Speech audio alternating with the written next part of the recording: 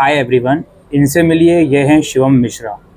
आज CA inter और final का रिज़ल्ट आया है दोस्तों, और दिल्ली के शिवम मिश्रा ने सीए फाइनल के अंदर टॉप किया है। 600 में से ये 500 मार्क्स लेकर आए हैं, अप्रोक्स 83%।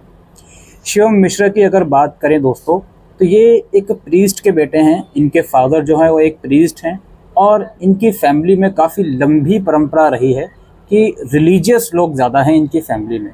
और ये पहले ऐसे इंडिविजुअल हैं जो उन चीज़ों से बाहर निकले। इन्होंने प्रोफेशनल बैकग्राउंड चूज़ करा और सीए के अंदर टॉप करा है फाइनल एग्जामिनेशन में।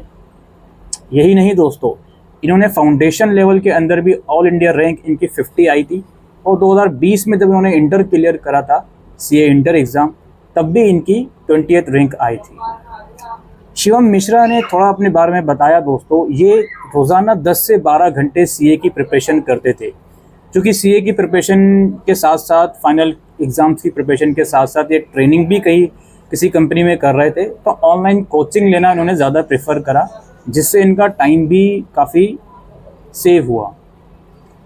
10 से 12 घंटे दिन में प्रिपरेशन करना, वो सिर्फ आवर्स दिखाना कि इतने घंटे में प्रिपरेशन कर रहा हूँ, मेन कंसर्न वो नहीं है। इनके हिसाब से आप जो प्रिपरेशन कर रहे हो वो एक्चुअल में पढ़ क्या रहे हो, वो ज़्यादा मैटर है।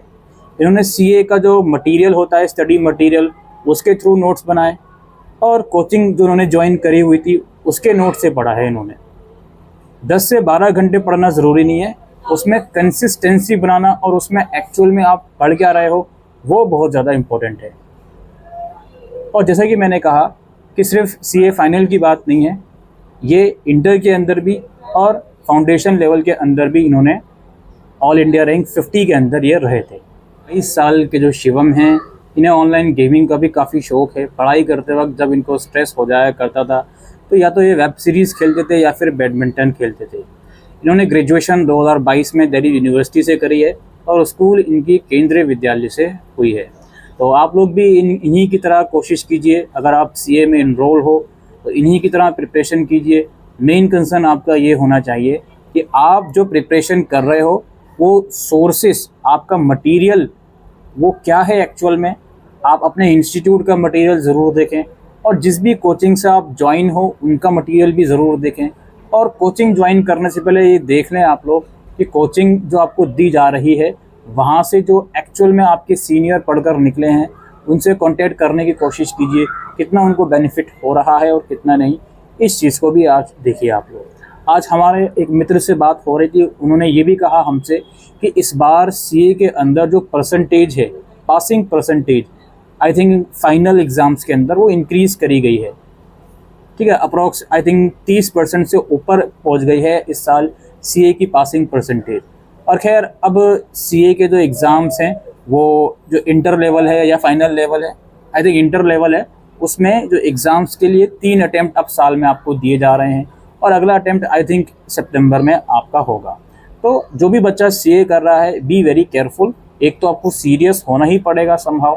ठीक है, दिन के आपको कम से कम जितने भी आप घंटे दे रहे हो, 10-12 घंटे अगर नहीं दे पा रहे हो, अगर 8-10 घंटे दे रहे हो, तो उनमें कंसिस्टेंट रहना है।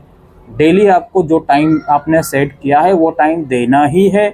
और साथ साथ शिवम की तरह आपको मॉक टेस्ट की प्रिपरेशन करनी है, पास्ट ईयर पेपर्स की प्रिपरेशन करनी है। इन चीज़ों पर आपको ज़रूर से ध्यान रखना है। कोचिंग आपकी मर्ज़ी है, ऑनलाइन ज्वाइन करो, ऑफलाइन ज्वाइन करो। बच्चा अपने कंफर्ट के हिसाब से कोचिंग ज्वाइन करता है। किसी किसी को ऑनलाइन कोचिंग में नहीं मज़ा आता, किसी किसी को ऑफलाइन कोचिंग में नहीं मज़ा आता। कोई अपना ट्रेवलिंग एक्सपेंस सेव करने के लिए ऑनलाइन कोचिंग ज्वाइन कर लेता है। कोई बच्चा जॉब कर रहा होता है, उस पर्पज़ से जो कोचिंग है वो ऑनलाइन ज्वाइन कर लेता है। तो इस चीज़ को ज़रूर देखें। शिवम जो है पिछले 5 महीनों से रिवीजन कर रहे थे अपने कोर्स का, और हर रिवीजन, हर टॉपिक को उन्होंने 4-4 बार रिवाइज किया है। क्वेश्चन की प्रैक्टिस बहुत ज़्यादा करिए। तो इन चीज़ों पर आपको ध्यान रखना है। अगर आप इस प्रोफेशन में आ रहे हो, सीए के प्रोफेशन में, आपको सीरियस रहना पड़ेगा अपनी लाइफ से।